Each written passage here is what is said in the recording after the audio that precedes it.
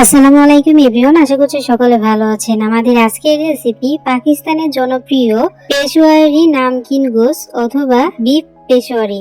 আশা করছি আপনাদের সকলের কাছে ভালো লাগবে এবং সহজও লাগবে। আমার আজকের সহজ রেসিপি আপনাদের সকলের কাছে ভালো লাগলে অবশ্যই আমাকে একটু ভালোবাসা দিয়ে যাবেন। আর এই বিফ পেশোয়ারি রান্না করার জন্য কোনো ধরনের তেল মশলা ব্যবহার করতে হবে না, একদম অথেন্টিক ভাবে আপনাদের সাথে শেয়ার করব।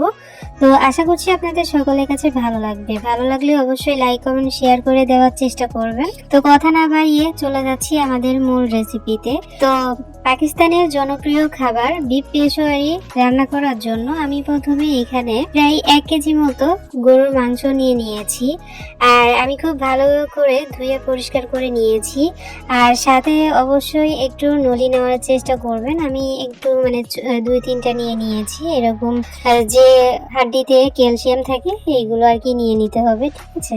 তো আমি এখানে দুটো নিয়ে নিয়েছি আর সাথে নিয়েছি কিছু মাংস। যে সকল মাংসে তেল চর্বি থাকে সেই মাংসগুলো দিয়েই কিন্তু আপনাদের এই রান্নাটা করে নিতে হবে বা নিলে ভালো হয়। তো আমার কাছে এরকম মাংস ছিল, আমি নিয়ে নিয়েছি। এখন আমি এই মাংসের মধ্যে দিয়ে দিব 1 চামচ লবণ দিয়ে আমি খুব সুন্দর করে হাত দিয়ে প্রথমে মেখে নিব। আমি এখানে 1 চামচ লবণ ব্যবহার করেছি, তবে আপনারা পরিমাণ মতো ব্যবহার করলেই কিন্তু হবে, ঠিক আছে। আমার হাতে সময় ছিল না, এই জন্য আমি লবণ মাখিয়ে রেস্টে রাখি নাই। তবে আপনাদের হাতে যদি সময় থাকে তাহলে অবশ্যই 30 মিনিট রেখে দিতে পারেন এই অবস্থাতে, ঠিক আছে। আমাদের লবণটা যখন খুব সুন্দর করে মেশানো হয়ে যাবে তখন আমি এখানে দিয়ে দিচ্ছি গোটা আলু। আমি একটা আলু 2 টুকরো করে নিয়েছি। তো আমি এখানে 5 টুকরো আলু দিয়ে দিলাম এরকম বড় সাইজ করে। তারপর দিয়ে দিব আস্ত পেঁয়াজ। আমি এরকম পেঁয়াজ একদম আস্ত দিয়ে দিচ্ছি। তারপরে 5টা দিয়ে দিচ্ছি হলো রসুন। আমি এখানে দেশি রসুনটা ব্যবহার করেছি, তবে আপনারা চাইলে বড়টাও কিন্তু ব্যবহার করতে পারেন। তারপরে দিয়ে দিচ্ছি বোম্বাই মরিচ। আমি এখানে 3টা বোম্বাই মরিচ এই যে মাঝখান থেকে একটু কেটে তারপরে দিয়েছি। আপনারা চাইলে আর একটু বেশি করেও কিন্তু দিয়ে দিতে পারেন। আর এখানে 2টো টমেটো আমি 4 টুকরো করে তারপরে এখানে দিয়ে দিলাম। আর দিয়ে দিচ্ছি 5 টুকরা আদা স্লাইস করে রেখেছিলাম, সেই 5 টুকরা আদা স্লাইস দিয়ে দিচ্ছি। আর সাথে দিব হলো 1 চামচ গোটা গোলমরিচ। আর এখানে দিয়ে দিচ্ছি 5-6টার মতো কাঁচা মরিচ আমি মাঝখান থেকে ভেঙে তারপরে এখানে দিয়ে দিচ্ছি। ব্যাস, এই তো সমস্ত কিছু দেওয়া শেষ। এখন এখানে দিয়ে দিব হলো পরিমাণ মতো পানি। একটু পরিমাণ মতো করে দিতে হবে। আমি এখানে একটু বেশি করে দিচ্ছি, যেহেতু আমার ক্যালসিয়াম সহ হাড্ডি আছে, এজন্য রান্না করতে কিন্তু বেশ অনেকটা সময় লাগবে, এজন্য আমি একটু বেশি করে দিয়েছি। তবে আপনাদের এরকম নলি যদি না থাকে তাহলে কম পানি দিলেই কিন্তু হয়ে যাবে, ঠিক আছে। তারপর এই যে চুলায় আমি বসিয়ে দিয়েছি আর তার মধ্যে দিয়ে দিব 2 চামচ ঘি। আপনারা চাইলে 1 চামচ ঘিও কিন্তু এখানে দিতে পারেন। তো আমি এই যে ঢাকনা দিয়ে ঢেকে রেখে দিব একদম রান্নার শেষ পর্যন্ত। তো আমি প্রায় 4.5 ঘন্টা কিন্তু রান্না করে নিয়েছি একদম অল্প আছে। আর আপনাদের যদি শুধু মাংস থাকে তাহলে মাত্র 3 ঘন্টা রান্না করলেই কিন্তু হয়ে যাবে, ঠিক আছে। আর প্রেসার কুকারে যদি দিতে চান তাহলে তো আরো অনেক তাড়াতাড়ি হয়ে যাবে, এত সময় আপনাদের লাগবে না।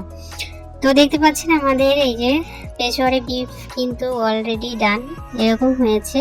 চুলাটা অফ করে দিয়ে আমি আপনাদের একটু পরিবেশন করে দেখিয়ে দিচ্ছি যে আমাদের পেশোয়ারি বিফটা কেমন হয়েছে। এরকম ভাবেই কিন্তু রান্না করতে হয় পেশোয়ারি বিফ।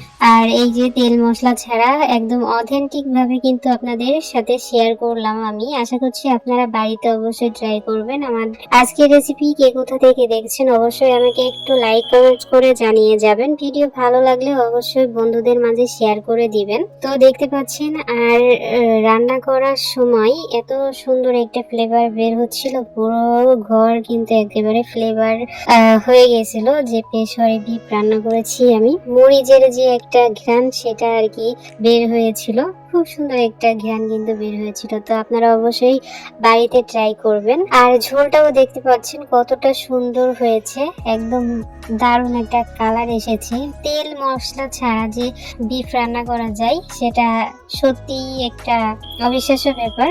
তো এই তো দেখতে পাচ্ছেন আমাদের রেসিপিটা কেমন হয়েছে। লুকটা কিন্তু দারুণ এসেছে, আমার ক্যামেরাতে যা দেখা যাচ্ছে একদম বাস্তবে কিন্তু এর থেকে আরো অনেক সুন্দর হয়েছিল। বাড়িতে অবশ্যই ট্রাই করে দেখবেন, ঠিক আছে।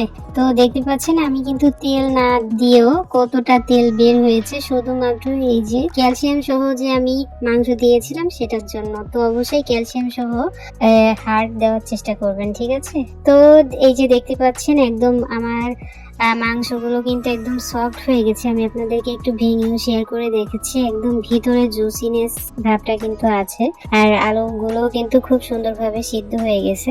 তো এই ছিল হলো মূলত আমাদের আজকের রেসিপি। ফাইনালি এতটুকুই। কেমন লাগলো অবশ্যই আমাকে জানিয়ে যাবেন। সবাই অনেক ভালো থাকবেন, সুস্থ থাকবেন। আমাদের পরবর্তী ভিডিও দেখার আমন্ত্রণ জানিয়ে আজ এখানেই বিদায় নিচ্ছি। আল্লাহ হাফিজ।